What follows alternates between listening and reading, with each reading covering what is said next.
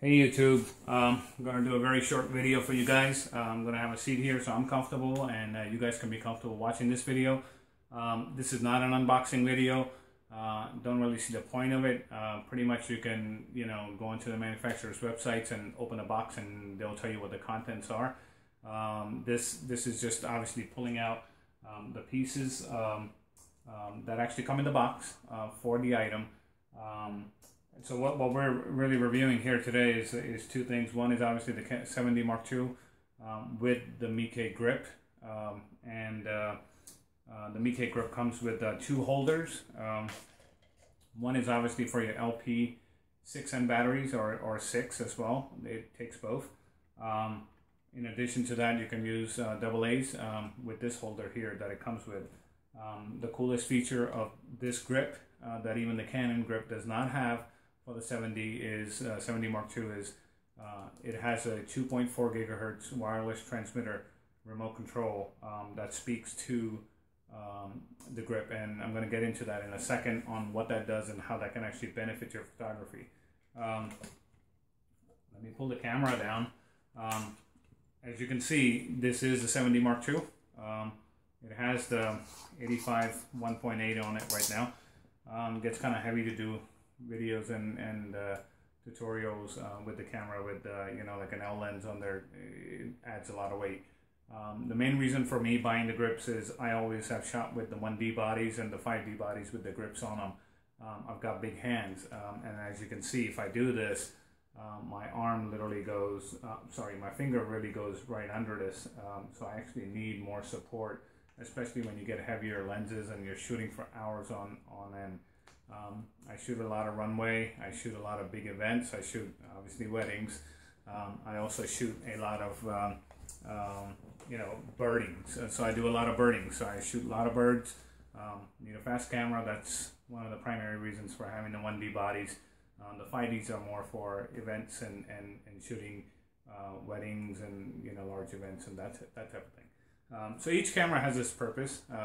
Regardless of whatever the purpose is, I'm sure you're watching this video, you probably are either thinking of buying a 7D Mark II or you already have one. So I'm going to get right into this. So I originally bought the Canon version of this battery grip and returned it. It was $250, and as you know, the 7D Mark II has a intervalometer built into the camera itself today. Which is, I haven't seen any other camera up until now, especially a Canon camera. I use the feature a lot. So for me, it was very important when I attached that battery grip to have remote access. So only other way I could do this is hook up a remote trigger to it, and on top of the hot shoe and whatnot. And then, obviously go into the PC port on the side here, and then trigger it remotely that way, maybe using like a Yongnuo or something of that sort. This camera is extremely well weather sealed, so these don't come off that easy. So you can see that here. You can literally just put it right here, a remote right into it. To eliminate that, Meike is a Chinese manufacturer. They make great products. This is my fourth grip from them. I've had it on the 5D Mark I, the classic 5D Mark II, also on the 60D, and now on the 7D Mark II. I had a different grip, Vivitar grip for the 70D, which was great, but it didn't have the remote function that I was really after on this one. So let's get right into it. What you can do is you can put two of your LPE6 batteries right in here. It goes right in. The beauty of this is you can get over 1,000 shots. I've pulled about probably close to 1,400 shots if I'm not in live view mode. I don't use a lot of live view when I shoot my events. I don't chimp on the camera either as much on the LCD. I pretty much know what I'm shooting. I shoot manual, so I don't really need to look at it all the time. So it saves a lot of battery, but even if you don't, with two batteries, you should be able to pull 800 to at least 1,200 shots fully charged. These slide right in. This is very similar to what you have on the 1D bodies. It's on the bottom. The only thing is this is going to attach on the bottom of that. So I'm going to show you how this works on the camera itself. and how do you actually get it onto the camera, and what do you do with the battery door. So the first thing you're going to do is you're going to open your 7D Mark II battery door. Once you open the door, they've actually made a nice little pull lever here, which was not there on the 70D and the other bodies before. You just pull it, and literally that door just comes right off. And when that door is off, this particular battery grip, you can actually put it right through here, which is going to allow you to put it right in here and lock it in position like that, and then like that, and it stays in the grip so you don't lose it. Both the batteries are in. This slides right in, and then you're going to go ahead and actually screw this right in. And then once it's tight, you want to turn this power on until the power on the battery grip is on. The camera will not power, and then obviously the main power to the camera, and there you have power. And you should be able to go into your menu to where the battery is. Give me one sec. I don't know if you guys can see this. I'm going to try to get it to the battery info, and you should be able to see both the batteries there and their respective charge right on there. So that's how that works. The beauty of this is the remote that I mentioned, which it comes with. It also works as a trigger, and you can access timer functions right on this. All your intervalometer functions right from your remote control. That is just absolutely stunning and super cool. The other good thing about this remote is it's actually backlit. So if you can see this, it actually, you can see it even in dark situations, and you don't have to touch the camera to do this. I'm going to unlock it. There you are.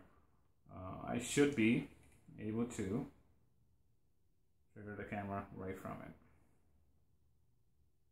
if we're on the right channel.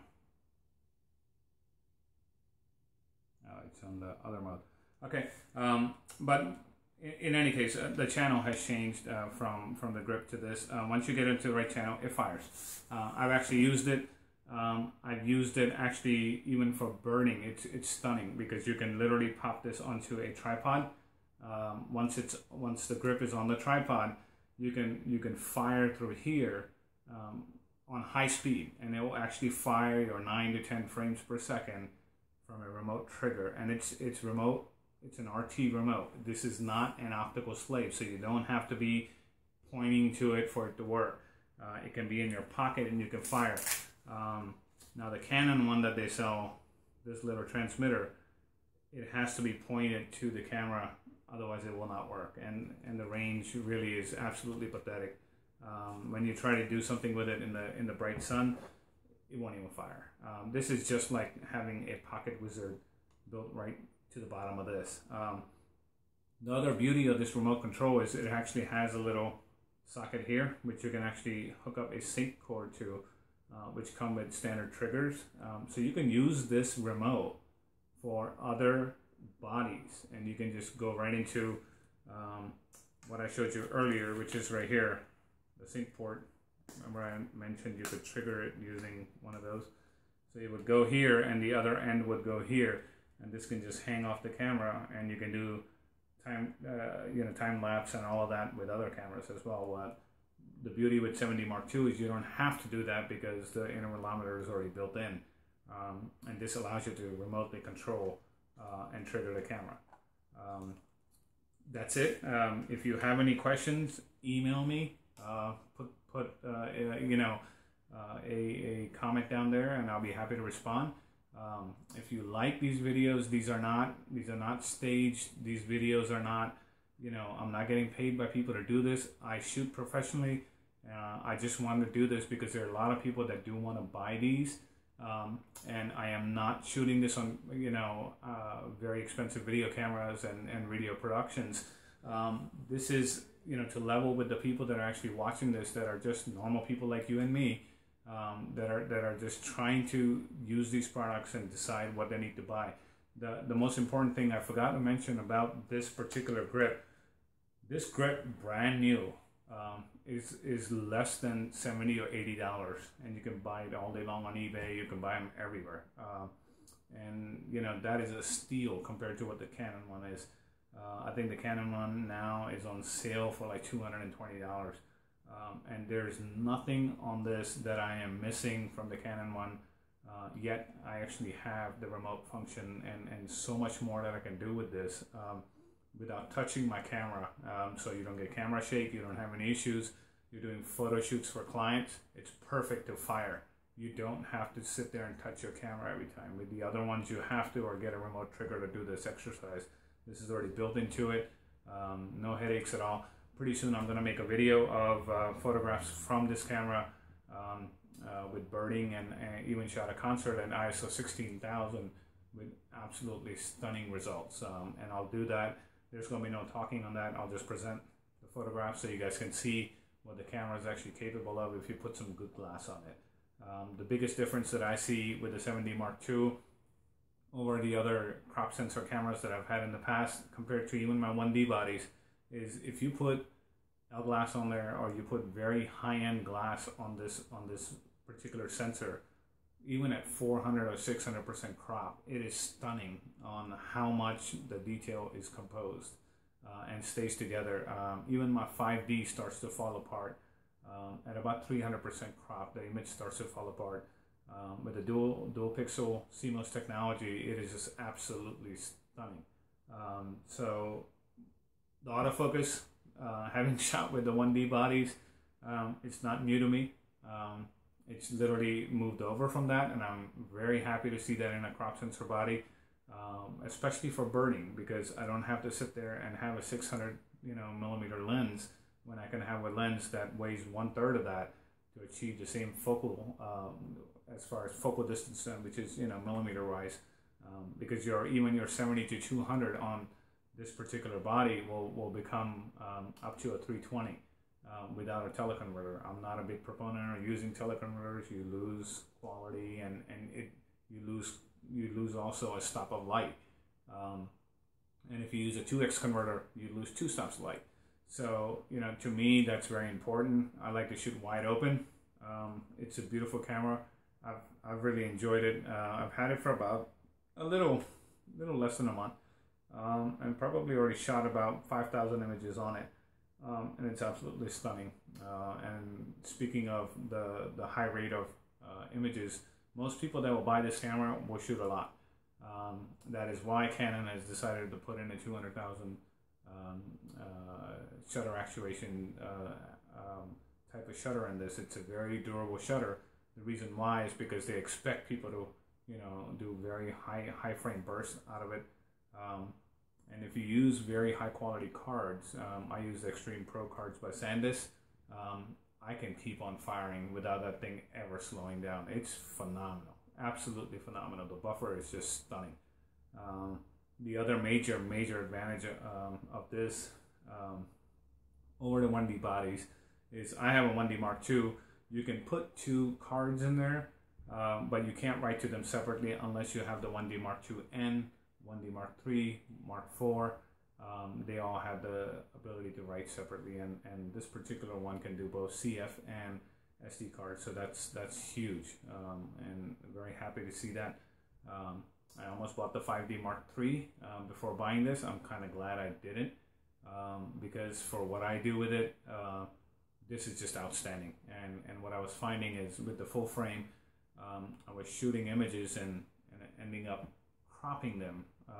And you start with a 22 megapixel image, and by the time you're done cropping, you're down to like a 12 megapixel image. Why not buy a crop sensor camera and shoot the image cropped and retain 20 some megapixel level of detail on the image? So it only made a lot of sense to add another crop body. I've got the 1Ds, the 5D, so there was no pressing reason to really go out there and get a 5D Mark III. It wasn't really going to improve the quality of what I was already getting out of the other cameras. So I hope you like this. If you like it, do a like and subscribe. And I plan to do a lot more videos. I will be doing also another video on film versus digital. I still shoot a lot of film. Really believe in it with the artistic qualities of film. And would love to get your input on what else you would like to see an actual real life review of it. These are not staged. These are real life. I'm not reading from a script. And this is, I am sharing my experiences with you, and it would be awesome if you can do the same in the comment section below. Thanks again, and see you in the next video.